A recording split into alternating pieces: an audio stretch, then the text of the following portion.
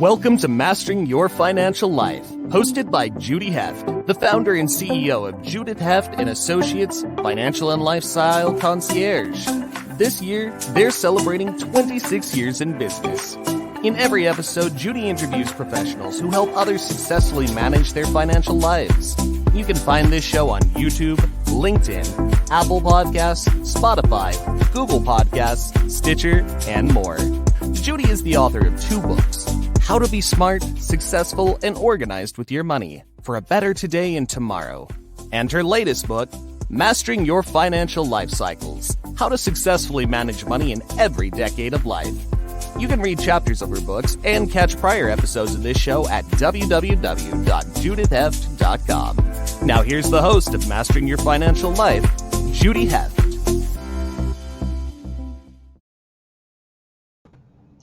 Good morning, everybody. Hey, I'm so excited to have Kathy D'Agostino as my 9th guest. This is our 9th episode, so it's going really well. So thank you, Kathy, for joining me. So Kathy is the founder and owner of Win at Business Coaching. She's an executive coach. She's a corporate trainer, and she's a workshop facilitator, and she works with a lot of women. She works with men too. She doesn't want to discriminate, but she works with a lot of women too. So I'm going to turn it over to you, Kathy, and welcome. Thank you for being here.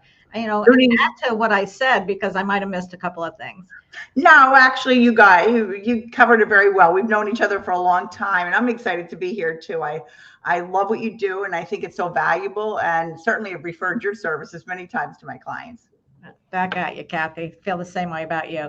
So I just, in your work as an executive coach with women, what stresses these leaders out? I know, having a work-life balance is like a catchphrase these days. And it's really hard, especially it's not as bad for someone like me. My kids are grown. I don't have to worry about taking care of anybody else. But it's really hard for the women in their 20s, 30s, 40s, and 50s with kids at home that are trying to work full time and handle everything. So how do you work with them? What helps them?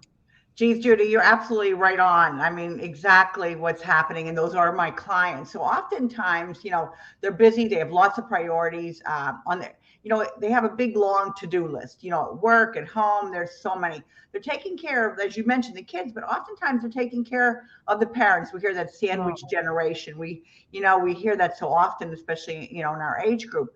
And with that, they're paying their own bills. They're paying their company, their parents' bills. They're managing their households, managing their own, or sometimes finding care for both the kids and the seniors. So a lot of mirroring in that aspect, but it's still a lot.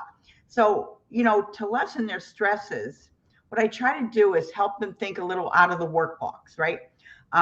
So where can they delegate that's not just at work? Right now, as most of us know, like, people can't find people to work. And so these companies are already so short. If they've maxed out everything, all the resources at work, so can we think outside the box? And so, how can they get help with these childcare and the parents? And even the household responsibilities, where I see a lot of it, the gardening, they're working 5 days a week, sometimes 6, and then they're out in their gardens trying to do the gardening and do the weeding and being the handyman. It's just a lot. And on top of that, it's their taxes and their bills and their, all the responsibilities they set for themselves and also for, their family, their other people that they're caretaking. So it's just a lot. And when I work with them and I say, what can you outsource? Not at work, but at home, they're like, oh, why didn't I think of that? It seems so obvious, but they're so busy and they're running on the treadmill so fast that they don't lift their head up. And when they do, I'm like, what else? Immediately, the solutions are like, I can hire a gardener. Maybe I need somebody to help with my bill paying, and my parents, what can I outsource for them? So it like the light bulbs go off. It's so true. And it's interesting because I was talking to someone the other day who's handling everything for her mother-in-law, who's in an independent living facility, but she's so busy doing all of this stuff that she forgot to make a payment on a tax payment. And so she wants the mother-in-law to hire, someone to help with the bookkeeping and bill pay, that the mother-in-law likes this person to do it and doesn't want to give up that responsibility. So it's really hard when they find themselves in a place where, like you said, dealing with the adult parents, as an adult and then dealing with young children. It's a really difficult situation. So it's great that you have these suggestions that help them relieve some of this stress. Yeah, they can only do so much at work, right? They, again, limited Exactly. resources. So, it's thinking outside that and switching from that, here's the problems, to here's the solutions. And that's a lot of what I do. It's like, let's focus on the solutions. What can we deal with? Oh, that's good. That's really helpful information too. It's good that they have someone like you to help them figure that out. They feel overwhelmed at work, but it's good that you can tell them, you know what, some of these home chores and things that you're doing can definitely be delegated out, so that's really important. Yeah. And it's a light bulb. And they're like, why didn't I think of that? Because, again, they just don't lift up their head, or they get resistance. As you said, the mother doesn't, maybe they don't want to pass it off, but they have to really just share that, look, it's too much for me. I want to be with you. I want to spend time with you. I don't want to be doing all of these things that are, taking me away from the quality time that we have left. No, that's so true. It's very true. So what are some of the challenges that they face when they're trying to juggle all of this, with the home life, children, whatever that they need to do? There's so much, I think, as executives, and you might feel the same way, we sometimes put ourselves last. There's so much going on. We're the breadwinner, we're taking care of the family. We have a husband or partner that we're taking care of too. And so we forget about taking care of ourselves. So I think those are some of the challenges. But what do you see? Well, that long to-do list that you just mentioned comes up a lot. What doesn't come up is their to-be list, right? Oh, So the to-be list to me is super important. Like, who do I want to be? Like, I want to be the best I can be. So I need a little self-care myself. I need to be kind to myself a little bit. And highly motivated and successful people think that they can keep taking on, but they do reach a max on that, right? So when we think about their to-be list, what I like to think about is like stepping back and looking at that 360 view of like, who am I? Like, just taking that 5 minutes for themselves. And they're like, I don't have time. I'm like, but if you take 5 minutes for yourself, you're going to get 15 back on the back end. I promise you. Right. And so, again, looking at how do I really want to allocate my time? Right. So we all have 24 hours in a day. And people say, I don't have time. I'm like, you have time. You just have to choose where to spend it, right? We all have the same. It's a very level playing field. I always talk to my executives, and when I'm teaching classes, that we all have 24 hours a day. We need to choose how to spend it. And that's really where we do have a lot of demands, but we can think about our attitude, even how, if we can't spend it the way we want, what's our attitude towards like, okay, I can't do it right now, but, maybe I'll do it less. So this thing about trying to do all things and be all things to everybody, it doesn't work. I have a lawyer that highly successful, 18 years in her practice. And finally, they reached out for help. The company reached out for help because she couldn't see it on her own. Sometimes, clients are kind of savvy and they're like, I can't do this on my own. I need help. But she couldn't really see it. And what happened is, after 18 years, I'm like, that's a long time to be in a role to reach out for an executive coach. They're like, we can't keep replacing her support staff anymore. We can't find them. So we need her to actually fix it now, right? So they've left it go on for a number of years because she's highly valuable, but they can't keep replacing her staff. So what happened is what they described to me, she walked into the office in the morning at 8:30. She's loaded down with her books and her papers. She's huffing and puffing, and she's already like, they said, she sucks the energy out of the room. Oh, boy. And so everybody feels for her. She's had some family issues, just like we talked about caretaking issues, a sick brother. And so what happened is all these people in her office, and they're already short-staffed, as we know, and they're taking on her responsibilities. They began to resent it. Oh, that's so true. Yeah. And so they said, look, you're valuable. We don't want you stressed. We want you at your best because we need you at your best for your clients. And so here's somebody to help you. Sometimes we can't see it on our own, and then somebody else sees it and shows us the way. So, it was really about her stopping and assessing and going, I don't need this. I don't need a coach. What do I need a coach for? And they're like, no, you need a coach, and everybody in here needs you to have somebody to help relieve some of this stress. And same thing with her, Judy. It's like, you have all these other people you're taking care of.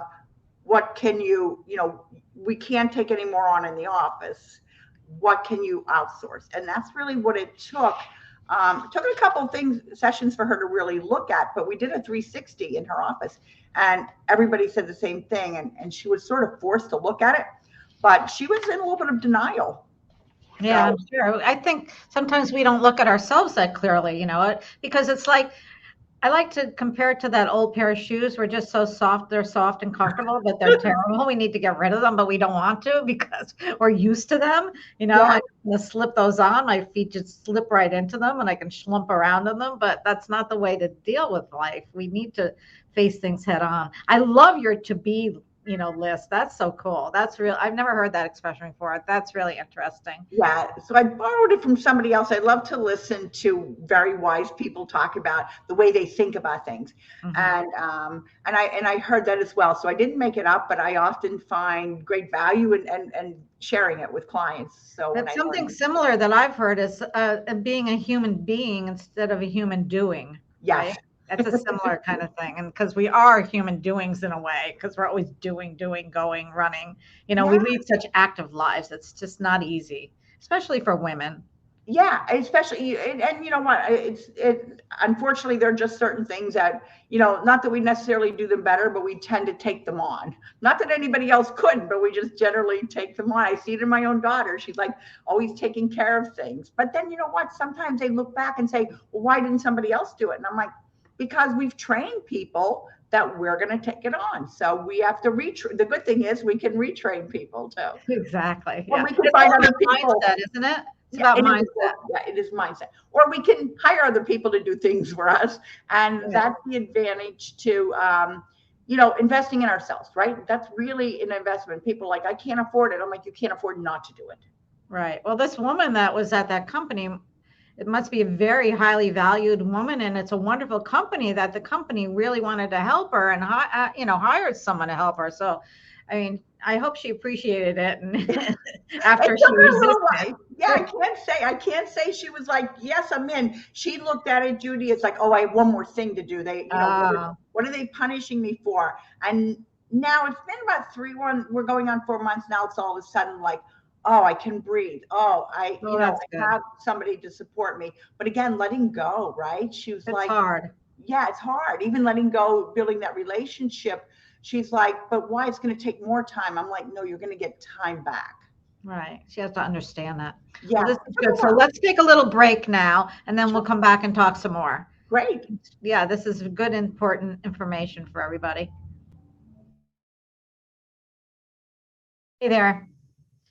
I just want to tell you a little bit about my new book that just came out called Mastering Your Financial Life Cycles. And here it is. It's how to successfully manage your money in every decade of life. I co-authored this with my CFO, Liz Levy. And together we created this manual that's going to help you through every stage of life. We talk about having a baby. We talk about young adulthood, pre-retirement, what to do when you're at that age of retirement, if you're contemplating divorce, do you need an estate plan? We cover all of these, each subject in a different chapter. And I really think that you're going to find this so helpful because at the end of every chapter, we have checklists that you can look at and you can use, and they can be a guide for you. So this is a wonderful manual that we've created. It's available on Amazon. You can also find it on our website at judithheft.com/book. And we're here for you. If you need anything, reach out. I hope you enjoy the book. Here's another picture of it, just so you know what's going on. Here it is. And I'm really proud of it. It's my second book. And I'd love to have you read it and give me your feedback. Judy Heft, judithheft.com, Financial and Lifestyle Concierge, celebrating 26 years in business. And over the years, I've learned so much. And what I've been trying to do is impart a little bit of this knowledge to you so I can help all of you become as financially organized as I am. Hi, Kathy. So we're back. So I think, some of the things I want to talk about. So what are some of the fears that these executives share with you, regarding their abilities to get ahead at work? I don't know if this one particular client that we spoke to was open enough to share these things with you, but I know that sometimes they have fears around asking for a promotion or a raise, or, they want to be more financially secure. And that's a difficult thing for some people to do if they're a little more introverted, maybe. Yeah, to elaborate on what my previous comments and our discussion was, they're juggling all these things, and then they look back and they look out from it and said, like, oh, I'm not getting those projects anymore. Oh, I don't know if I'm going to make partner, right? Because I'm doing so many things at home. I don't have enough time to spend at work. And so what happens is that fear is like, they start thinking like, if I didn't have this partner, sometimes they're single mothers, that I have to be responsible and I'm not going to get to that next level, even if it's not just a ring on the ladder, but more just the financial, increase by being partner and that type of thing. And so it's all that pressure that keeps building, right? And it's going to affect their future income and their future earnings. So sometimes that's enough to really jar them to saying, where can I get, what else can I get some support with? And asking for help, as we've both said all along, it's really difficult. So with all that caretaking, with all, the pressure just today, we've just come through the pandemic, or not quite even through it now, it always rears its ugly head from time to time. The pressure and the stress, I think people are just a little edgy. So anything we can do to just help them to hand off some of these responsibilities. And one of the executives that I had, she was, as I said, she was working all week and then trying to do everything on the weekends. And she's like, I can't do it anymore. And so she, hired somebody to help clean. I gave her a resource for that, and, how to find it, like, on the internet. There's a couple, she's like, I can't find them. I tried. It takes too much time to find somebody. The gardening, and of course, you as the, bookkeeping and tax things, just taking off their plate. The one woman that I was working with said, but I can do all of that. I know how to do the accounting. I know how to do all that. And I'm like, but you're doing that all day long for everybody else. You need to, like, shift it up a little bit, change it up a little bit. So all of a sudden, it's like she started playing pickleball, and she's going, on bike hikes with her girlfriends. And she's like, and I come back and the gardening's done and the house is clean. And she goes like, wow. And it's all done at once. She said, when I do it, the time I start on Monday and I finish on Saturday, it looks like I've got to do it all over again. That's so true. Why have I been doing all of this? So once they do it, it's like such relief, and like put some fun back in their life. They start looking at Monday mornings, not with dread. It was like, wow, I used to like this job. I really do like it. It's just, I don't feel so stressed anymore. So building those support systems, putting people in place, like the coaches and the financial people and the housekeeping people, all of that really helps. And I like to say, sometimes I think clients hopefully don't wait until the company says you need this. Right. They can actually step out and say, you know what? I need that help wherever it shows up, whether, it's me or you or anybody else that they need. But it's that growth mindset. You have to start thinking, if I want to grow, if I want to keep moving forward, I need to change something. Because if we keep doing the same thing that we've been doing, we'll get the same results as insanity. That's the definition of insanity, right? As trite as that is, it's absolutely kind of true. So, these high stress jobs, the need for support and resources, they're there. It's just that you need to look up, and sometimes we need that guide. We need somebody to say, hey, here's this person over here that can help you. And they're always, the last statement's always like, why did I wait so long? I'm like, I don't know. I think somebody might have told you about 12 times before, but when you're ready, you hear the message. Exactly. What do they say? When you're ready, the teacher will appear. So that's good. It's so true. I try to delegate as much as I can personally, cleaning ladies and that type of stuff. Now I found out that my dry cleaners will pick up and deliver for me, even with no extra charge. When I started doing that about 2 years ago, I thought, why did I not do this sooner? It's like, because I would end up not picking it up, forget about it or whatever. And even here, I'm a bookkeeper. I have a bookkeeping business, but I don't do my own bookkeeping. I have someone do it for me because I think it's more important to be spending my time doing other things so I can have more of a quality of life, and I'm not stressed out doing that type of stuff on the weekends. I want to be detached. You do it all week. Yeah, you do it all, even if you're not doing it yourself, you're managing all week long. Like the diversion, my husband was a CFO, in corporate and then in a nonprofit in a school, and he's retired now. And he's like, I'm like, think of something to do. I'm like, well, what's your expertise? He goes, I'm not doing that. Like, I need a change up, right? Exactly. Exactly. I want to do something that's more relaxing and fun and maybe more rewarding and just different from what I did for 30 years. I want to change Exactly. it. Just different, right? We see that different Different. view Yes. of the world. Yeah. Exactly. Oh, Kathy, this was so great. Thank you so much. So tell our viewers, how can they find you? How do they get in touch with you? What do you offer? Do you offer some kind of consultation before they sign up with you? How does that all work? Oh, I always open to a phone call or a conversation. Yeah, absolutely. So my website is, www.winatbusinesscoaching.com. My email is Kathy@winatbusinesscoaching.com. I'm on LinkedIn. I think I provided the link for your readers and your viewers. So I have LinkedIn. Always glad to connect. Always reach out. I'm glad to always have a conversation. If I can't help, we'll figure out somebody else who can help you. That's great. That's great information, Kathy. Thank you so much for being here today with me. Really appreciate it. It's always fun and great to see you anyway. You have a lot of good energy. So I'm always glad we connected. That good energy connects good energy. Exactly. Thanks, Judy. Thank you. Stay well. You've been listening to Mastering Your Financial Life, hosted by Judy Heft. Thank you for your positive reviews, comments, and sharing this show with others. You can read chapters of Judy's books and catch prior episodes of Mastering Your Financial Life at www.judithheft.com.